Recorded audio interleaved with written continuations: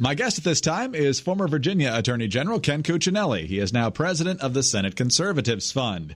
While some prognosticators believe the House is in grave danger in terms of a Republican majority in the midterm elections, the Senate is much less so because of the fact that Republicans are defending far fewer seats than the Democrats. And even though the midterms usually go against the party of the sitting president, there are some good pickup opportunities for Republicans. So where do things stand, particularly with conservative candidates? And how is the fight over Judge Kavanaugh starting to impact some of these tight races? And Ken, thanks so much for being with us. I'm glad to be with you, Greg. Thanks. Well, let's take a look at, I know two of the big races that the Senate Conservatives Fund is involved in, and feel free to add any of the others too, is West Virginia and Montana. According to Real Clear Politics, West Virginia still leads to the Democrats with Joe Manchin, while Montana is a toss-up, although I have not seen a poll in quite a while that does not have John Tester ahead, although it might be in the margin of error. So in races like this, first of all, where do you think they stand? And secondly, does something like the debate over Judge Kavanaugh make a big difference? Well, first of all, I think that the polling in both, as you describe it generally, is probably a decent snapshot of where things are now. But if you think of the trend lines in both states, the trend lines are very good for Matt Rosendale, conservative libertarian challenger in Montana, and for Patrick Morrisey, conservative attorney general in West Virginia.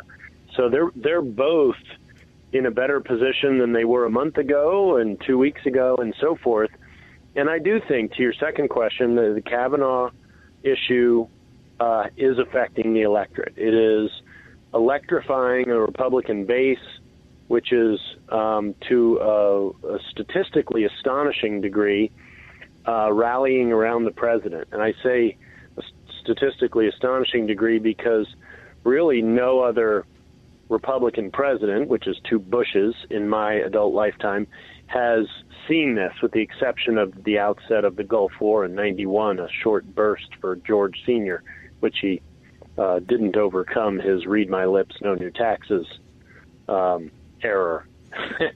And so with that base now getting fired up by the Kavanaugh hearings, the Democrat base was already fired up.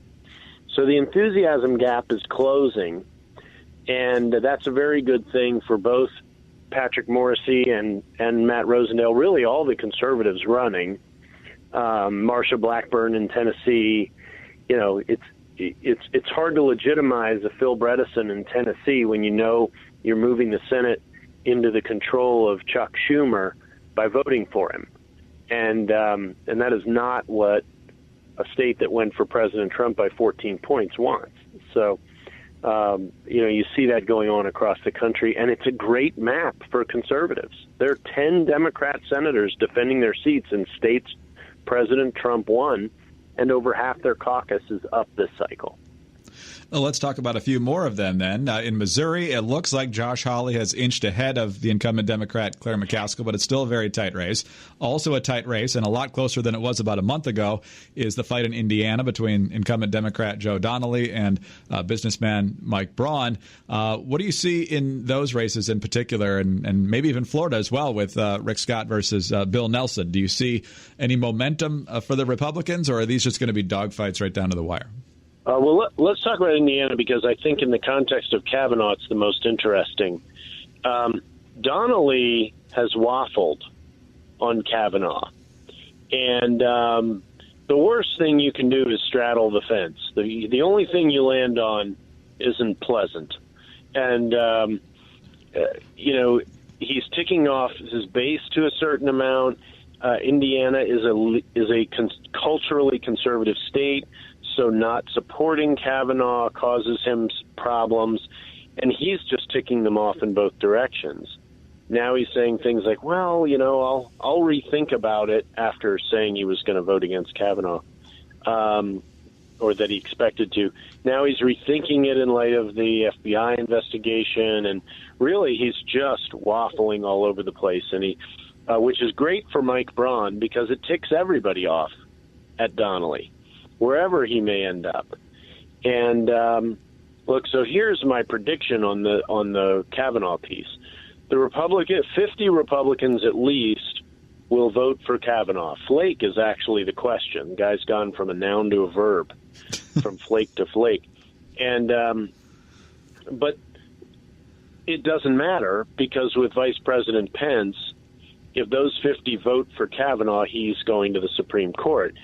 So if you're Joe Manchin and your vote now doesn't actually affect the outcome, you're going to vote for Kavanaugh. Does Donnelly do that? Does Tester do that? Does Heitkamp do that up in North Dakota? Does a woman Democrat do it? McCaskill's already said she's voting against Kavanaugh.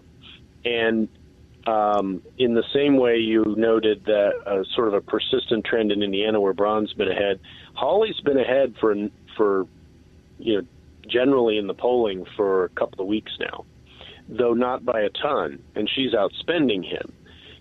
Biggest thing people supporting Josh can do is just give him more money so he can compete on the air, which is what we're doing at the Senate Conservatives Fund, is trying to raise him money just like we are for Mike Braun and Matt Rosendale, Morrissey, and so on. But he does have a persistent lead, and there's no question McCaskill's out of step with her state as it relates to Kavanaugh. The polling shows that. But she's a diehard liberal. To a certain degree, I give her credit for actually voting what she really believes, whereas Donnelly and Manchin and Heitkamp are really calculating is what they're doing. They're not voting for what they think is right. Whether I agree with them or not, they're calculating. And I think the electorate has become less tolerant of that. I think that a Claire McCaskill who says, I have these reasons for voting no on this nominee, gets more credit from the electorate than a Joe Donnelly who's waffling around on the deck. The data will bear that out in the next week or two before the election. And then the question becomes, does the intensity level on the Republican side remain after Kavanaugh? And the Democrats are helping with that. They're now saying things like, even if he gets on the court, this isn't over. We're going to try to impeach him. And, so they may enjoy saying that. It may feel good to them when they announce it in front of their red meat crowd, or blue meat for them. But it also lets the Republican base know, including apathetic voters who may or may not show up, that there's still more at stake on this subject, even after the guy gets to the Supreme Court. And that keeps voters coming to the polls.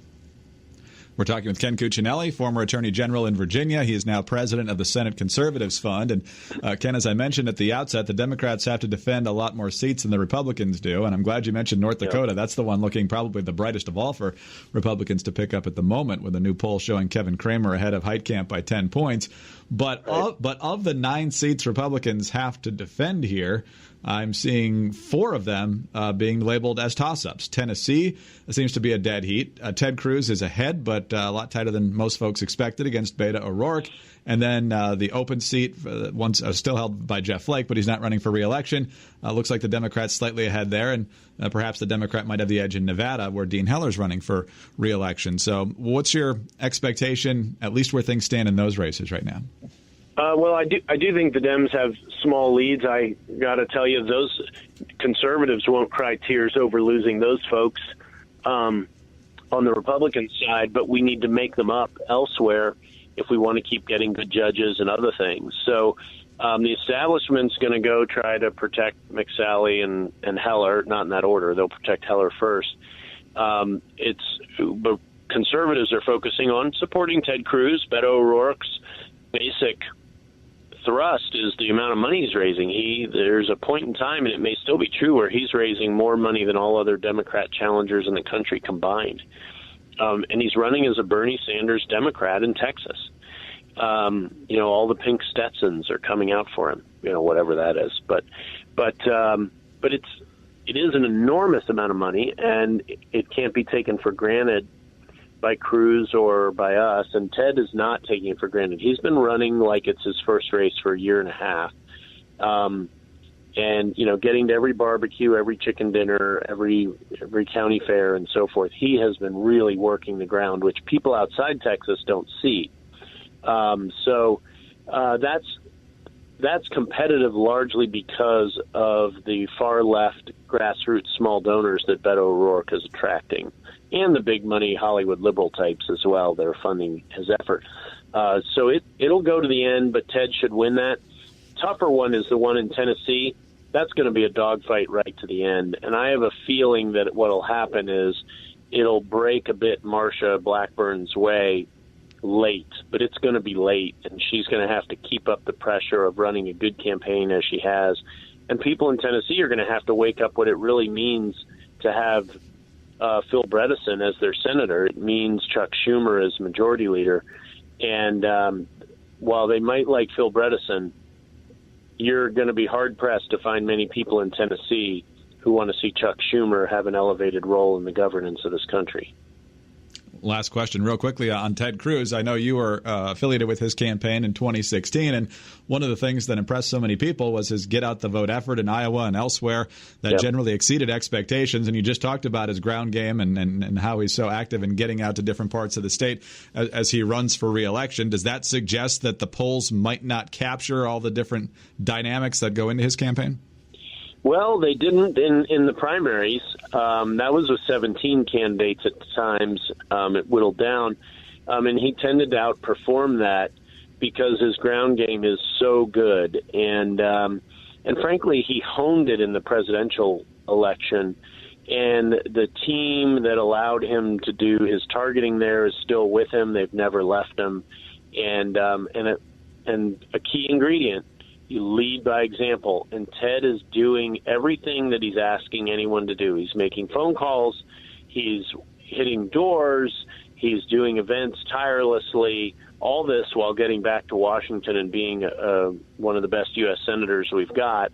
So the party faithful don't mind working for a candidate like that. And, that helps the Chip Roys running for the House and the Sessions, who's in a tight race. They will all benefit from the quality of Ted Cruz's ground game. And so Ted is really helping the whole team there. And Greg Abbott, let's not underestimate Greg Abbott. We were talking about federal races, but Greg is running away with his reelection for governor. And that helps across the whole state as well. So there's a lot of good things lining up in Texas. There's a lot of Republican seats at risk on the House side. And, of course, one of the best conservatives we've got in Ted Cruz in the Senate. And in a race that we can't take for granted, but he's worked very well and very hard to maintain his position leading in the race. And Beto O'Rourke is self-destructing. His DUI hit and run, his apologies about demeaning comments about women, that's pretty tough for a liberal who wants to run on a form of gender politics, to be caught in that sort of hypocrisy a month out from the election. Ted isn't having those kinds of gaffes or mistakes. Instead, Ted is being attacked with his wife in restaurants because of his stalwart stance on the Judiciary Committee, and that he is a legitimate victim of those assaults, and people rally around him because of it. They get angry on his behalf, and that is helping him in the campaign. It's not a tactic. It's nothing he planned. But the other side overplays their hand, just as Beto O'Rourke, being a Bernie Sanders Democrat, is overplaying his political hand, and it has worked to Ted's benefit. He's coming back if he keeps working it as hard and he keeps getting the support from folks. And I'm hopeful that Marsha Blackburn will hold Tennessee as well. And then you'll see some pickups like Mike Braun, Pat Morrissey, Matt Rosendale, and so on around the country. Well, just 5 weeks to go. And as you mentioned, it's not just Texas where the governor has a big lead, where there's also a tight Senate race. Same thing in Tennessee and to a lesser extent in Arizona. So we'll see if there are any coattails there in those races as well. Ken, always a pleasure to talk to you. Thanks for your time and your insights. Yeah, my pleasure, Greg. Good to talk to you. Thank you, sir. Ken Cuccinelli, former Attorney General in Virginia, now president of the Senate Conservatives Fund. I'm Greg Columbus reporting for Radio America.